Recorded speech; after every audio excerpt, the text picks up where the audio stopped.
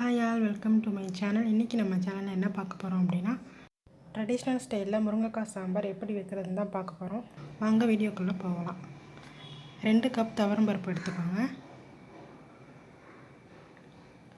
அதை நல்லா வாஷ் பண்ணி எடுத்துக்கோங்க. 2 கப்பு துவரம்பருப்புக்கு 6 கப் தண்ணி ஊற்றிக்கோங்க. எந்த கப்பில் எடுத்தீங்களோ அதே கப்பில் தண்ணி சேர்த்துக்கோங்க. கொஞ்சம் மஞ்சத்தூள் போட்டுக்கோங்க. கொஞ்சம் பெருங்காயம் போட்டுக்கோங்க.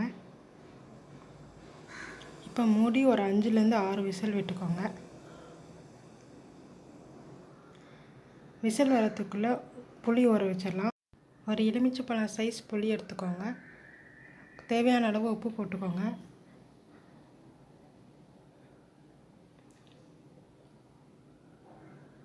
ஒரு 2 to 3 கிளாஸ் ஊறுற அளவுக்கு வச்சுக்கோங்க. இப்போ இந்த பக்கம் விசில் வந்துடுச்சு. பருப்பு நல்லா வெந்ததும் அதை கடைஞ்சி வச்சுக்கோங்க.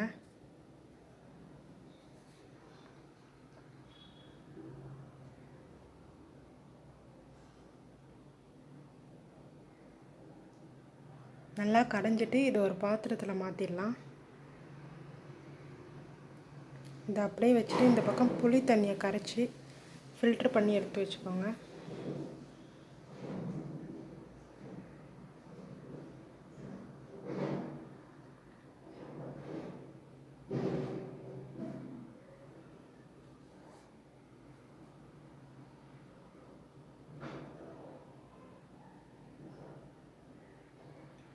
கரைச்சி இதை ஓரமாக வச்சுட்டு ஒரு சட்டி எடுத்து வச்சுக்கோங்க. உங்கள்கிட்ட என்ன இருக்கோ அதை எடுத்து வச்சுக்கோங்க. இப்போ கொஞ்சம் எண்ணெய் ஊற்றிட்டு கடுகு போட்டுக்கோங்க.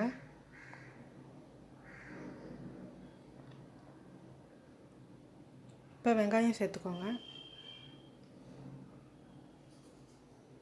நான் சொல்கிற அளவு 4லேருந்து 5 பேர் வரைக்கும் தாராளமாக சாப்பிட்லாங்க. வெங்காயம் ஒரு 3 எடுத்துக்கோங்க. நல்லா கட் பண்ணி போட்டுக்கோங்க. இப்போ தக்காளி ஒரு 3 எடுத்துக்கோங்க. பெரிய தக்காளியாக இருந்தால் 2 போதும்.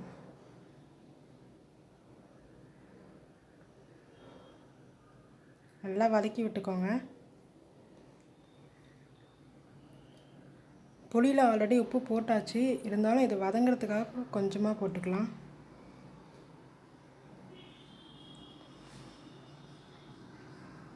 நல்லா வதங்கினதும் இப்போ நம்ம கரைச்சி வச்ச புளி அதில் சேர்த்துக்கலாம்.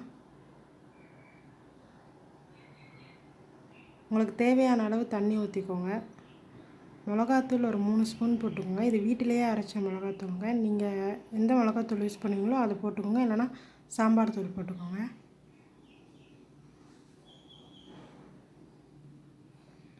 இதை இப்போ கொஞ்சம் நேரம் மூடி வச்சிடலாம். இப்போ கொஞ்சம் கொதிச்சிடுச்சு. இந்த ஸ்டேஜில் நம்ம முருங்கைக்காய் போட்டுடலாம். முருங்கைக்காய் போட்டு ஒரு 2 நிமிஷம்லேருந்து 5 நிமிஷம் வரைக்கும் கொதிக்க விடுவோம்.